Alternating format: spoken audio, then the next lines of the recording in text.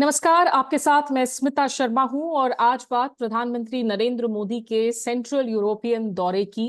Poland से अब Kyiv की ओर रवाना, एक काफी दुर्गम रास्ता ट्रेन के जरिए जिसे कवर करना है, एक ऐसे वक्त में जब युद्ध जारी है। और याद हो कि यूक्रेन की तरफ से काफी रूस के अंदर जाकर हमला हुआ है, कुर्स्क रीजन की अगर हम बात करें। बहरहाल इस पूरे ट्रिप को हम कैसे देखें और इससे क्या क्या उम्मीदें हैं, इस पर बातचीत करने के लिए अजय बिसारिया हमारे साथ मौजूद हैं। पूर्व राजनयिक, पोलैंड, पाकिस्तान, कनाडा में भारत के उच्चायुक्त के तौर पर सर्व कर चुके हैं, ऑथर भी है, इनकी किताब है एंगर मैनेजमेंट पर। बहुत शुक्रिया अजय जी आपका हमारे साथ जुड़ने के लिए। बहुत धन्यवाद स्मिता, बहुत अच्छा लगा आपके साथ जुड़कर। सबसे पहले अगर मैं थोड़ा सी बात कर लूं पोलैंड ट्रिप की, जहां आप सर्व कर चुके हैं इस क्षेत्र में, ये लगभग 45 ईयर्स के बाद किसी भारत के प्रधानमंत्री का दौरा है यहाँ पर। लेकिन इस वक्त जो है और पोलैंड ने काफी मदद की थी, खास करके 2022 में कोविड के दौरान, जब युद्ध हुआ, शुरू हुआ, तो उस वक्त भी स्टूडेंट्स के इवैक्यूएशन को लेकर, उसके पहले कोविड के दौरान भी काफी कोऑपरेशन चल रहा था। पोलैंड की इस वक्त भूमिका आप कैसे देखते हैं सेंट्रल यूरोप में, और उस लिहाज से ये दौरा कितना अहम है? देखिए, पोलैंड एक हमेशा से ही एक महत्वपूर्ण देश रहा है सेंट्रल यूरोप में। और भारत का वहाँ बहुत ज़्यादा इम्पैक्ट और बहुत ज़्यादा संबंध नहीं रहे। तो ये एक नया दौर है डिप्लोमेसी का। पिछले महीने आपको याद होगा, प्रधानमंत्री मोदी ऑस्ट्रिया गए थे, वो भी 41 वर्ष बाद, और अब पोलैंड का दौरा हो रहा है। अगले साल 1 जनवरी से पोलैंड यूरोपियन यूनियन के का चेयर होगा। तो उस हिसाब से एक एक प्रकार से ये न्यू यूरोप है, सेंट्रल यूरोप में एक नया यूरोप है, जो यूरोप का एक और पहलू है। तो इसके साथ भी भारत को एंगेज करना जरूरी है। और आज आपने देखा होगा, घोषणा हुई कि एक नई स्ट्रेटेजिक पार्टनरशिप बनेगी, उसके कई एलिमेंट्स हैं, उनकी बात हुई। एक ग्रीन पार्टनरशिप होगी, वीज़ा की प्रणाली को थोड़ा आसान किया जाएगा, मोबिलिटी बढ़ाई जाएगी। तो इन राज्यों के साथ भारत के इकोनॉमिक संबंध सबसे ज़्यादा हैं।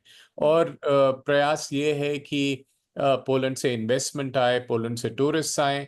और हमारी जो आईटी कंपनीज वहाँ पे काफ़ी सक्रिय हैं, उनको मदद मिलेगी। जैसे ये सोशल सिक्योरिटी एग्रीमेंट हुआ उससे, कि वहाँ पे जो काम करने वाले हमारे आईटी प्रोफेशनल्स हैं, वो समझिए अगर 5-10 साल वहाँ काम करते हैं, तो वो अपनी सोशल सिक्योरिटी जो भरते हैं वहाँ सरकार को, वो भारत वापस लेके आ सकते हैं। तो ये एक एक महत्वपूर्ण कदम है। पर सबसे मेरे ख्याल से महत्वपूर्ण बात यह है कि पोलैंड की जो स्ट्रेटेजिक लोकेशन है, वो बिल्कुल यूक्रेन के साथ है। और प्रधानमंत्री मोदी के लिए ये एक तरह से लॉन्च पैड है, जहाँ से वो अपनी यूक्रेन की यात्रा करेंगे। क्या आपको लगता है, क्योंकि पिछले कुछ दिनों से हमने देखा है कि यूरोप के साथ में भारत की जो फ्री ट्रेड अग्रीमेंट की बातचीत लगातार चल रही है, उस दूसरी तरफ एक एफ्टा हमने साइन किया है कुछ जो है चुनिंदा देशों के साथ में इस क्षेत्र में। क्या यूरोप को एक नई प्राथमिकता दी जा रही है या एक नया पुश दिया जा रहा है? और अगर आप लोगों को समझा सके, क्योंकि हम डिप्लोमेटिक पार्लियामेंट्स में काफी बार कहते हैं कि इस देश के साथ हमारी स्पेशल पार्टनरशिप है, हमारी स्ट्रेटेजिक पार्टनरशिप है, इन शब्दों से क्या डिफरेंस पड़ता है एक बायलैटरल रिलेशनशिप में? देखिए, स्ट्रेटेजिक पार्टनरशिप जब हम कहते हैं तो ऑप्टिक्स का ज़्यादा उसमें फ़र्क है। मगर एक कंडीशन रहती है कि आपकी स्ट्रेटेजिक पार्टनरशिप हो तो उसमें आपके राजनीतिक संबंध गहरे होने चाहिए, आपके थोड़ी डिफेंस पार्टनरशिप गहरी होनी चाहिए, और आपकी इकोनॉमिक पार्टनरशिप भी गहरी होनी चाहिए। और ये बेसिक कंडीशंस हैं। तो ये मेरे ख्याल से एक प्रयास है कि सेंट्रल यूरोप में भी हम अपने कुछ ऐसे एक तरह से स्पेशल पार्टनर्स चुने, जिनके साथ हमारी कुछ बातचीत हो पाए, जो हमारे इंटरेस्ट को वहाँ पे बढ़ा सके। तो क्योंकि इतनी ज़्यादा हमारी स्ट्रेटेजिक पार्टनरशिप्स हो गई हैं, इसका बहुत ज़्यादा महत्व भी नहीं है।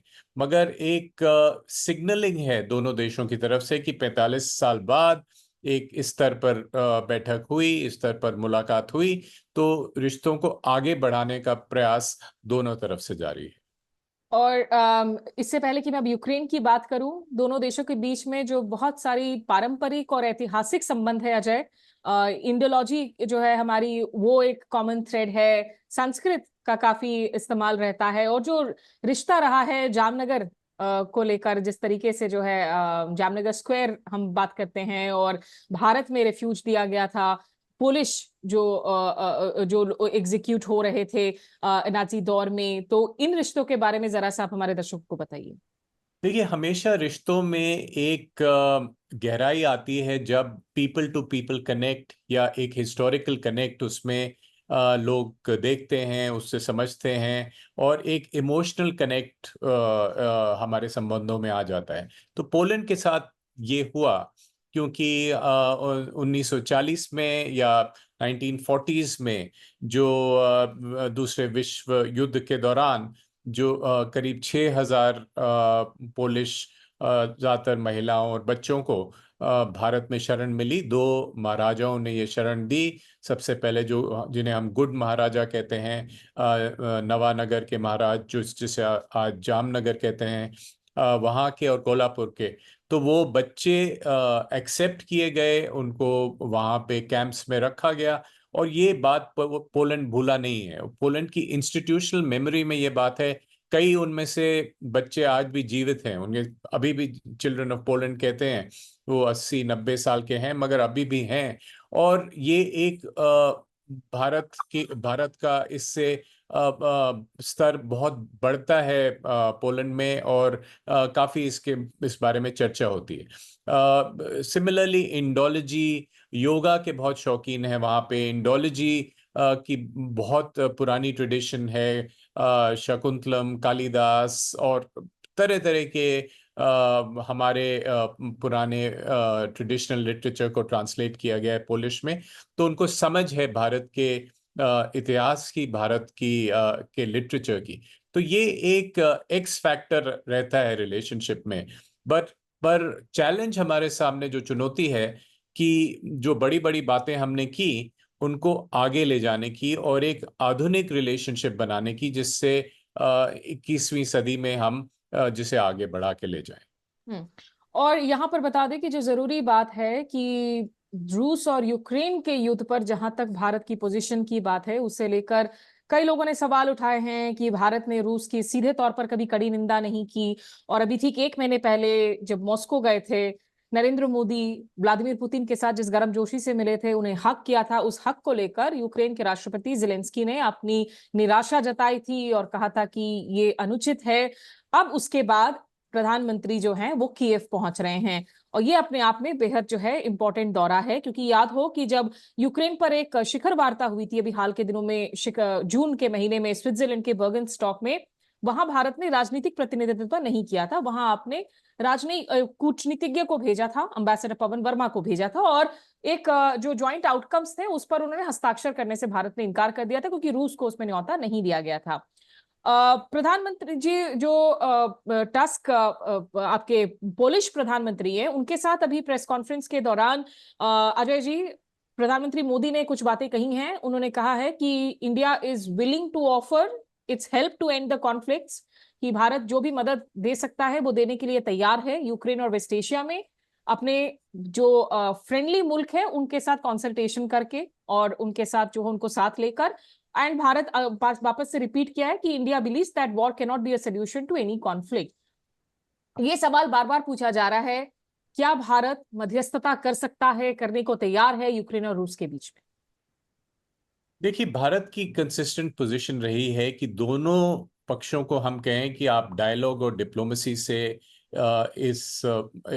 इस मामले में पीसफुल रेजोल्यूशन लाए, ना कि आप बैटलफील्ड में युद्ध के द्वारा कोई सोल्यूशन ढूंढने की कोशिश करें। तो ये बात प्रधानमंत्री मोदी ने पुतिन को कही, और यही बात वो जेलेंस्की से कहेंगे। मध्यस्थता जो करते हैं पीस मेकिंग में, अलग अलग स्तर की पीस मेकिंग होती है। अगर आपने दोनों इन लीडर्स से बात करी फोन पे और कहा कि भाई डायलॉग और डिप्लोमेसी करिए, युद्ध को बंद करिए, वो भी एक तरह से पीस मेकिंग है। दोनों के घर जाकर उनके उनको उनके सारे इकोसिस्टम के सामने ये बात दोहराना कि आपको ये युद्ध बंद करना चाहिए और उसके कारण दें कि ये विश्व के लिए भी अच्छा नहीं, आपके लिए भी अच्छा नहीं। और भारत ने कहा है कि देखिए हम तैयार हैं कुछ भी करने को, जो दोनों पक्ष हमें अगर रिक्वेस्ट करें। तो मध्यस्थता का ये एक क्रिटिकल कंडीशन है कि दोनों पक्षों को विलिंग रहना चाहिए कि वो एक जो तीसरी पार्टी है उसको कहें कि आप हमारी मदद करिए। तो पीस मेकिंग में अलग अलग बात हुई। इस समय भारत मेरे ख्याल से कोई पीस प्लान लेकर नहीं जाएगा, मगर भारत की बात होगी कि दोनों को एक फ्रेंडली एडवाइस दी जाए कि एक ग्लोबल साउथ की तरफ से भी, क्योंकि हमारा हाल ही में एक ग्लोबल साउथ का समिट हुआ जिसमें कहा गया कि ये जो सब युद्ध दुनिया भर में हो रहे हैं ये हमारी हेल्थ सिक्योरिटी, हमारी फूड सिक्योरिटी, हमारी एनर्जी सिक्योरिटी के लिए अच्छे नहीं है। और जब थोड़े जो रिलेटिवली अमीर देश हैं वो युद्ध करते हैं उसका इम्पैक्ट दुनिया भर में होता है और स्पेशली जो डेवलपिंग कंट्रीज हैं उन पे ज्यादा होता है। तो इस प्रकार की बात होगी। और मेरे ख्याल से इस पर क्योंकि जैसे आपने कहा कि युद्ध एक नया टर्न ले रहा है, इस समय एस्केलेशन हुआ है, तो शायद दोनों पक्ष अभी तैयार नहीं होंगे, मगर किसी स्टेज पे अगले मेरे ख्याल से 6 महीने में जरूर तैयार होंगे। और उस समय भारत की जो एडवाइस है वो उनको याद रहेगी और भारत ये कहेगा मेरे ख्याल से कि हम तैयार हैं अगर आपको कोई मदद चाहिए, नहीं तो हमारी ये राय है, हमारी ये आपको एडवाइस है कि आप इस युद्ध को समाप्त करें। क्योंकि जैसे हमने ये प्रयास देखे हैं कुछ और देशों से भी, चीन ने कोशिश की, तुर्की ने कोशिश की, तो इनकी जो कोशिशें थी वो डायरेक्ट मीडिएशन थी। भारत के हम देख रहे हैं कि शायद हो सकता है एक लिमिटेड मीडिएशन की बात करें या एक न्यूट्रल एटलीस्ट एक एटमोस्फेयर बनाने की कोशिश करें। चूंकि प्रधानमंत्री मोदी के इस वक्त लाइंस ऑफ कम्युनिकेशन ओपन है, पुतिन के साथ तो अच्छे रिश्ते हैं ही, जेलेंस्की साहब के साथ वो 3 बार अलग अलग शिखर वार्ताओं के साइडलाइंस में मिल चुके हैं जब से युद्ध की शुरुआत हुई है, और अब जो है कीव जाकर मुलाकात कर रहे हैं। तो एक उस तरीके से एक एटमॉस्फेरिक जो है फैसिलिटेशन, क्या आपको लगता है कि भारत को वो करना चाहिए? अभी हो रहा हो या ना रहा हो, लेकिन क्या वो भारत को करना चाहिए? जितना हो सकता है भारत को जरूर करना चाहिए, क्योंकि ये भारत के भी हित, खुद के हित में है। क्योंकि हमारी जो ग्रोथ स्टोरी है, अगर यहाँ पे मान लीजिए एक बड़ा विश्व युद्ध शुरू हो गया तो हमारी ग्रोथ स्टोरी को भी ये इफेक्ट करता है, भारत के हित में नहीं होगा। दूसरी बात कि जब युद्ध चलता है तो हमारी जो डिप्लोमेटिक स्पेस है कि दोनों पक्षों के साथ हमारे जो अच्छे संबंध रहे वो हमें नहीं मिलती। तो कई कारणों से ये युद्ध हमारे लिए हमारे हित में नहीं है, और हमारे हित में है कि युद्ध जल्दी समाप्त हो। जो आपने कहा कि मीडिएशन किस प्रकार के होते हैं, peace making is at multiple levels. आप शुरू में शुरुआत में आप दोनों पक्षों से बात कर सकते हैं, एक प्लेटफॉर्म दे सकते हैं, आप उनको निमंत्रण दे सकते हैं कि आप आइए गोवा में मिलिए हमारे और आपस में बात करिए। तो पीस प्लान की जो स्टेज आती है वो बाद में आती है, सीज फायर की और पीस प्लान की, और वो भारत खुद भी कर सकता है और देशों के साथ भी कोई पीस प्लान की रचना हो सकती है। मगर इस समय मेरे ख्याल से केवल बातचीत होगी, केवल एक एडवाइस दी जाएगी भारत की तरफ से कि इस युद्ध को का अंत जल्दी होना चाहिए। जो जाने माने स्ट्रेटेजिक रणनीतिकार हैं, कॉलमनिस्ट हैं, प्रोफेसर सी राजा मोहन, उन्होंने हाल में अपनी लेख में आर्ग्यू किया कि दरअसल ये दौरा इज नॉट अबाउट मीडिएशन, ये भारत की सेंट्रल यूरोपियन पॉलिसी को पुश देने के लिए है। और कहीं ना कहीं शायद एक ये भी कोशिश है कि डी हाइफनेट किया जा सके कीव को और मॉस्को को। क्या ये डी हाइफनेशन मुमकिन है? क्योंकि जब यूक्रेन के विदेश मंत्री इस साल की शुरुआत में आए हुए थे दिल्ली में न्योता देने के लिए बर्गनस्टॉक समिट के लिए प्रधानमंत्री को, उन्होंने अपनी कुछ बैकग्राउंड मीटिंग्स और बातचीत में एक निराशा जताई थी कि वो जिस तरीके से भारत को यूक्रेन चाहता है कि वहां पर आकर इन्वेस्ट करे, मैन्युफैक्चरर्स आए, कम से कम मेडिकल इक्विपमेंट्स की जो है मैन्युफैक्चरिंग वगैरह करें, कुछ कुछ कदम हैं, वो कदम भी अभी बेसिक कदम भी नहीं उठाए जा रहे हैं। तो क्या आपको लगता है कि ये डिहाइफनेशन मुमकिन है भारत के रिश्तों में कीव और मॉस्को के बीच में? देखिए, इस समय आप एक युद्ध के बीच जा रहे हैं, तो ये समय ठीक नहीं है एक नॉर्मल रिलेशनशिप की बात करना, जैसे कि हमने पोलैंड के साथ करी। वो सब बातें एक पोस्ट वॉर यूक्रेन के साथ हो सकती हैं। किस तरह हम आगे बढ़ें, फार्मास्यूटिकल्स की बात है, फर्टिलाइजर्स की बात है, अलग अलग इकोनॉमिक बातें हैं, और यूक्रेन की रिकंस्ट्रक्शन की भी बात हो सकती है।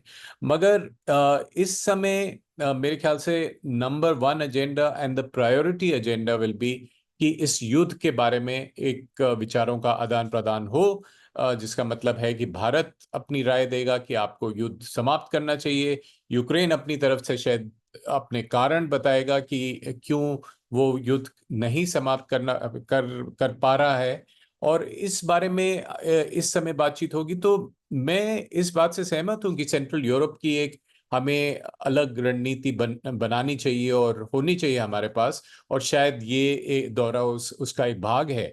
मगर उसके आगे ये भी नहीं भूलना चाहिए कि ये युद्ध ये एक सेंट्रल इशू है इस समय हमारे सामने, और उसके बारे में सबसे पहले चर्चा उसी बारे में होनी चाहिए। ठीक है। एक आखिरी सवाल जो दर्शकों के लिए इंटरेस्ट की बात होगी अजय, क्योंकि हमें पता है कि जो ट्रेन राइड कर रहे हैं ये इस वक्त खास करके विदेश मंत्रालय के लिए एक बहुत बड़ा नाइटमेयर है सिक्योरिटी प्रोटोकॉल के हिसाब से। जो आपको कीव तक ट्रेन राइड लेकर कम से कम 10 घंटे का सफर होगा, और शायद ये पहली दफा है कि कोई भारतीय प्रधानमंत्री बाहर एक रेल यात्रा कर रहे हैं जहां सिक्योरिटी प्रोटोकॉल मैनेजमेंट अलग लेवल है। वो गेज लाइन भी शिफ्ट होती है जब आप पॉलिश गेज से आपके यूक्रेनियन गेज में शिफ्ट किया जाता है इस रेल को। तो कोई बैक स्टोरी एनेक्डोट आप शेयर करना चाहेंगे विदेश मंत्रालय में रहते हुए कि कितनी मुश्किल होती है इस तरह के युद्ध के बीच में इस तरह के एक ट्रिप को ऑर्गेनाइज करने में, क्या मुश्किलें हो रही होंगी? हमारे सिक्योरिटी वालों को 2-4 दिन से शायद नींद पूरी नहीं आई होगी, क्योंकि वो पहले से गए हैं, एडवांस टीम्स गई हैं। मगर ये भी हमें समझना चाहिए कि ये एक किसी विदेशी लीडर के लिए नई बात नहीं है, क्योंकि यूक्रेनियन एयर स्पेस बंद है, और इस वजह से सारे लीडर्स जो यूरोपियन या अमेरिकन जो वहाँ कीव जाते हैं, वो इसी रूट को लेके जाते हैं। और येशोव जो एक यूक्रेन पोलैंड बॉर्डर पे एक शहर है, शेमिशिल, वहां से एक ट्रेन राइड 10 घंटे की होती है। तो मेरे ख्याल से इसमें हमारी टीम को, हमारे प्रधानमंत्री को कुछ नया मौका मिलेगा, कुछ सीनरी देखने का और बाहर अपनी विंडो से विंडो गेजिंग करने का, क्योंकि एक नया अनुभव रहेगा उनके लिए। मगर ये एक कोई बहुत ज्यादा चिंता की बात नहीं मेरे विचार में, क्योंकि ये एक स्टैंडर्ड प्रोटोकॉल है इस समय, जो कई और विश्व लीडर्स ने अडॉप्ट किया है। शायद काफी वक्त है कि कुछ अच्छी किताबें जैसे आपकी किताब है उसको भी जो है पढ़ सके इस दौरान। बिल्कुल फाइनल क्वेश्चन, क्योंकि आपने यूक्रेनियन रिकवरी और रिकंस्ट्रक्शन की बात की जाए, और जो अमेरिका के डेप्यूटी सेक्रेटरी ऑफ स्टेट हैं रिचर्ड वर्मा, यहाँ भारत में पूर्व राजदूत रह चुके हैं, और अभी हाल ही में उनको यूक्रेनियन रिकंस्ट्रक्शन के लिए भी उनकी जिम्मेदारी दी गई है स्पेशल ऑनवॉय के तौर पर। उन्होंने एक थिंक टैंक में इंटरेक्शन के दौरान कहा है कि looking forward to the trip, outcomes देखने वाले होंगे यूक्रेन से क्या आते हैं, लेकिन ये भी बात याद दिलाई कि this is the time, consequential time to stand up for freedoms. एक तरीके से मैसेज था भारत के लिए कि भाई, और यूएस लगातार पुश कर भी रहा था इंडिया को कि आप जो है यूक्रेन को लेकर, उन्होंने जैसा हमने शुरू में कहा कि निराशा एक तरीके से स्टेटमेंट्स वरीसम जारी किए थे। अमेरिका की क्या उम्मीदें रहेंगी यहाँ पर इस दौरे से, और अमेरिका किस तरह का रोल चाहेगा भारत से यूक्रेन के रिकंस्ट्रक्शन में? अब मेरे विचार में अमेरिका के भी हित में है कि भारत एक प्रोएक्टिव पीस पोस्चर ले, और क्योंकि भारत ही 2 या 4 ऐसे देश होंगे आज जिन्हें रशिया भी थोड़ा ट्रस्ट करेगा, और यूक्रेन भी ट्रस्ट करेगा। यूरोप के कई देश अब एक एक या दूसरी तरफ, वेस्ट की तरफ जा चुके हैं, और वो नेटो के भाग बनना चाहते हैं, या उनकी न्यूट्रलिटी समाप्त हो गई। तो इस समय भारत के अलावा ज्यादा और देश नहीं हैं जिनका ये कैपेसिटी है, या उनके लीडर्स का ये स्टेचर है कि शांति के बारे में बातचीत कर सकें दोनों पक्षों के साथ। तो मेरे ख्याल से यूएस के ये इंटरेस्ट में रहेगा यूएस को ज्यादा पसंद नहीं आया जब रूस भारतीय प्रधानमंत्री रूस गए थे और पुतिन के साथ बातचीत हुई। उनको शायद ज्यादा पसंद आए कि भारत ज़ेलेंस्की के साथ बातचीत हुई। मगर भारत के लिए दोनों करना जरूरी है। और जैसे मैंने अपने लेख में आज कहा कि ये केवल एक बैलेंसिंग एक्ट नहीं है कि आपको वेस्टर्न पावर्स को अपीज करना है। ये हमारे अपने हित में भी है। हमें ज्यादा जियोपॉलिटिकल स्पेस मिलती है अपनी बातचीत करने की। और हमारे जो ग्रोथ स्टोरी है उसको हम प्रोटेक्ट करते हैं, उसका रिस्क मिटिगेशन करते हैं। उसके अलावा भारत के इंटरेस्ट विश्व भर में है, तो केवल साउथ एशिया में नहीं। तो भारत को अपने इंटरेस्ट को भी एड्रेस करना जरूरी है। तो मेरे ख्याल से कई कारण हैं जिसके जो भारत को इस दिशा में ले जाते हैं। और एक जियोपॉलिटिकल बैलेंसिंग उसका भाग है, मगर that is not the only driver of this initiative. चलिए ठीक है, बहुत शुक्रिया आपका वक्त देने के लिए अजय बिसारिया। और आगे भी जो हम बातचीत करते रहेंगे इस दौरे के बाद भी, क्योंकि ये युद्ध खत्म नहीं हो रहा है, युद्ध जारी है and lot is at stakes for India and the world. Many thanks आपका हमारे साथ जुड़ने के लिए। थैंक यू, धन्यवाद। आपका भी हमारे साथ जुड़ने के लिए दर्शकों का शुक्रिया। नमस्कार, आदाब।